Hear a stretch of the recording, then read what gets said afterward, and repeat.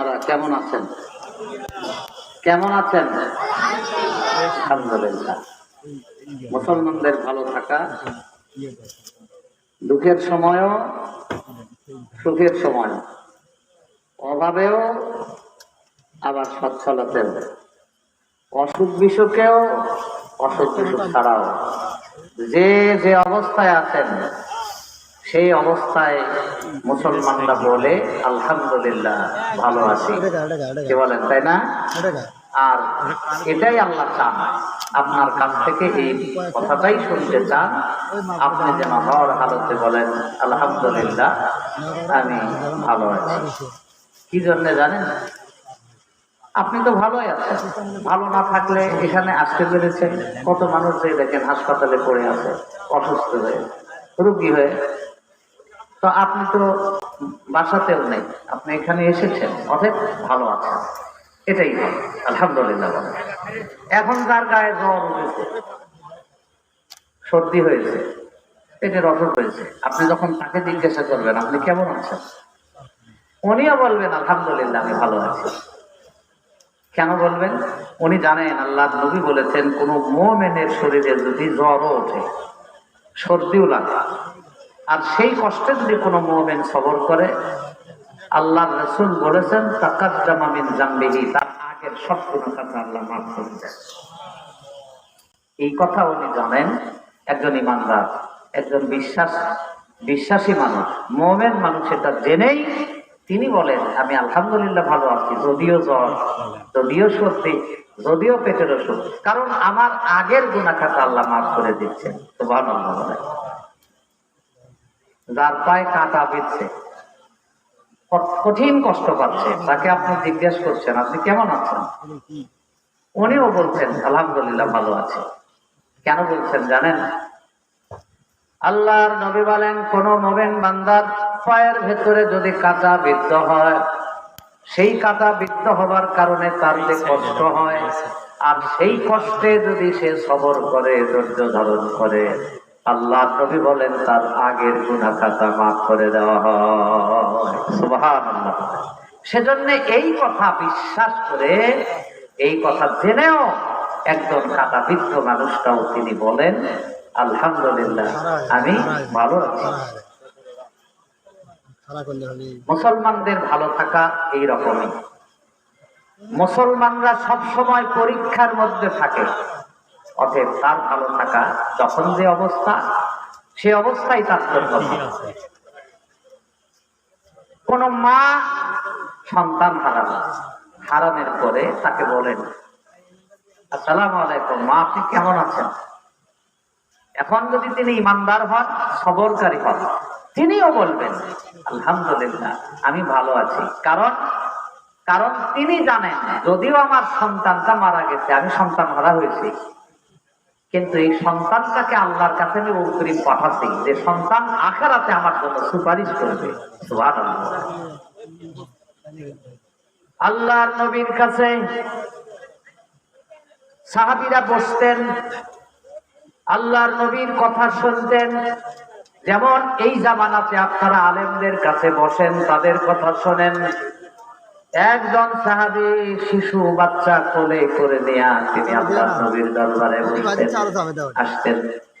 কয়েকদিন হলো সেই সাহাবীকে আর দেখা যায় না। আল্লাহর নবী সাহাবীদেরকে জিজ্ঞাসা করেন, এ আমার সাহাবীরা, আমার একজন বন্ধু আমার কাছাকাছি বসতো, পাশাপাশি বসতো, কোলের মধ্যে একটা শিশু সন্তান নিয়ে, আমার মজলিসের মধ্যে ওই সন্তানটাকে আমি কেন দেখছি না, ওই বাবাটাকে আমি কেন দেখছি না? সাহাবীরা বলেন ইয়া রাসূলুল্লাহ, তাহলে আপনি জানেন না ওই সাহাবীর শিশু মারা গেছে, আর এই মারা যাওয়ার পরেই আপনার মজলিসে আসার সিরিয়ালটা নষ্ট হয়ে গেছে, হয়তো কয়েকদিন সে আসতে পারতেছে না। আল্লাহর নবী বলেন সাহাবীরা, তাহলে তো আমার যাওয়া সেখানে দরকার, সেখানে আমার যাওয়া প্রয়োজন। সাহাবীরা বলেন ইয়া রাসূলুল্লাহ, যান, আমরাও আপনার সঙ্গে যেতে পারি। আল্লাহর নবী ওই সাহাবীর খবর নিতে গেলেন। সেই সাহাবী তার মধ্যে সে কয়েকদিন আসে না। আল্লাহর নবী সাহাবীটাকে দেখে তার মলিন চেহারা দেখে নবী বললেন, বাবা তুমি কেমন আছো? উনি বললেন, আলহামদুলিল্লাহ ভালো আছি। তোমার চেহারাটা মলিন কেন? ইয়া রাসূলুল্লাহ, আমার বুকের যেই শিশুটাকে কোলে করে নিয়ে আপনার দরবারে বসা থাকতাম, আমার ওই শিশু সন্তানটা মারা গেছে। আমার নবী বলেন, তোমাকে যে মলিন দেখা যাচ্ছে, কয় হ্যাঁ সেজন্যই তো আমি মলিন। আমার নবী বলেন, ওই শিশু বেঁচে থাকতো, দুনিয়ায় হায়াত পেত, বড় হতো, তোমার ঘরে লালিত পালিত হতো, ভালো হতো না মন্দ হতো তুমি তা জানো না, এটাই তোমার জন্য ভালো না। যে সন্তানটা চলে গেছে তোমার কোল থেকে, কিয়ামতে আখিরাতে এই সন্তান তোমাকে প্রত্যেকটা জান্নাতের দরজা থেকে ডাক দিবে, বাবা আমি তোমার মায়া মমতা নিতে পারি নাই দুনিয়ায়, তোমার মায়া মমতা নেওয়ার আগেই তোমাকে ছেড়ে আমাকে চলে আসতে হয়েছে আল্লাহর কাছে, রবের কাছে। রব আমাকে নিয়েছেন, তোমার মায়া পাই নাই, আমার মায়ের কোল আমি পাই নাই। এজন্য আমি তোমাদেরকে দেখার জন্য আসছি। শুধু নয়, আমার কাজ হলো তোমাদের হাত ধরে, তোমাদের আঁচল ধরে, তোমাদের কাপড় ধরে জান্নাতে নিয়ে যে তোমাদের সাথে আমার থাকাটাই হলো কাজ। আমি আমার আল্লাহকে বলেছি, আমি আমার বাপ মা ছাড়া জান্নাতে যাব না। আল্লাহর নবী বলেন, সাহাবী তুমি কি মনে করো যেই সন্তানটা বেঁচে থাকতো, তোমার ঘরে লালিত পালিত হতো, মানুষ হতো, পরে ভালো হতো না মন্দ হতো, তোমার জানা ছিল না, এটাই তোমার জন্য ভালো না? প্রত্যেকটা জান্নাতের দরজা থেকে তোমাকে আখিরাতে ডাক দেবে, কিয়ামতে আখিরাতে তোমাকে সুপারিশ করে জান্নাতে নিয়ে যাবে, এটাই ভালো, কোনটা তোমার জন্য ভালো? সাহাবী তখন খুশি হয়ে গেলেন, আনন্দিত হয়ে গেলেন।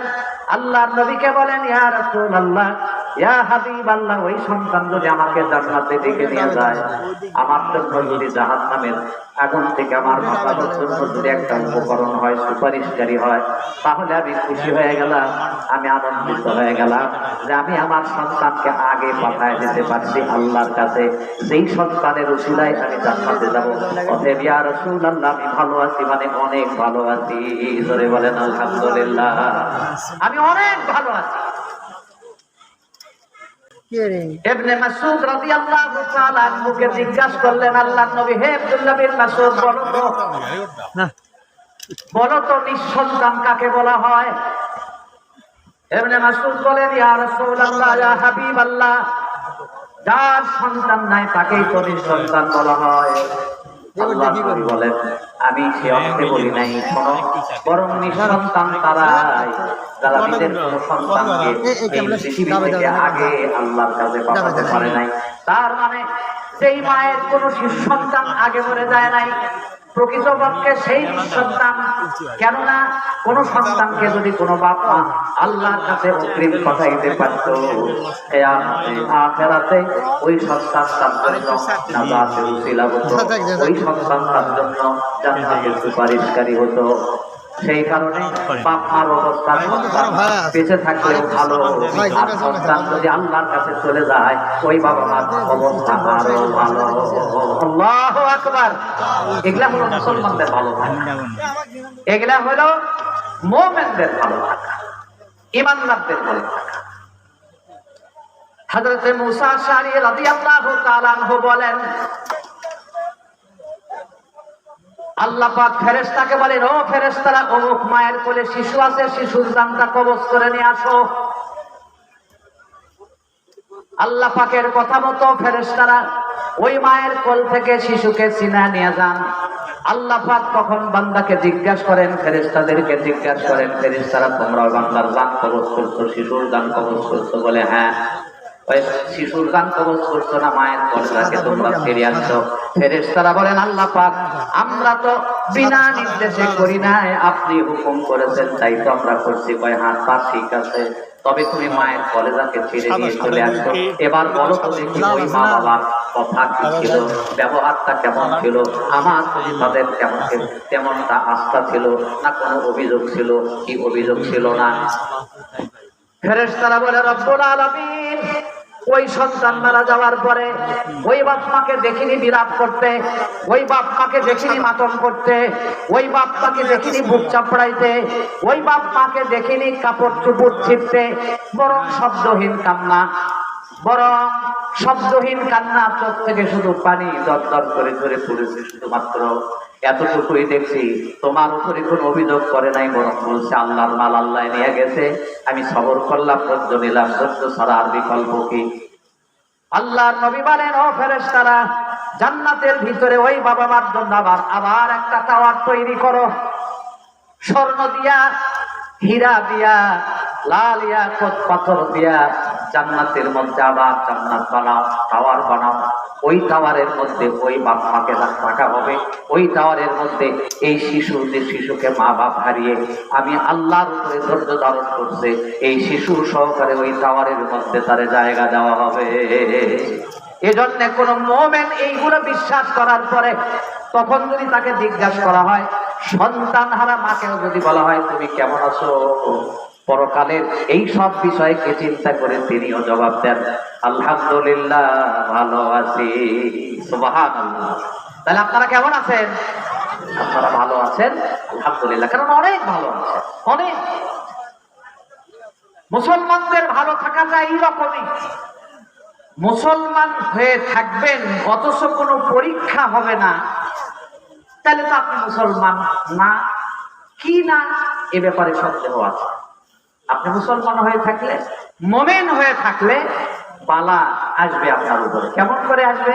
ওই যে তসবির সুতো ছিঁড়ে গেলে দানা যেমন একটা একটা করে ঝরে, ঠিক ওইভাবে আপনার উপরে বালা, বিপদ, মুসিবত আসবে। আর আপনি কখনো বলবেন আলহামদুলিল্লাহ আমি ভালো আছি, কারণ এই বিপদের পরেই আমার জন্য আছে উত্তম যাজা। সুবহানাল্লাহ।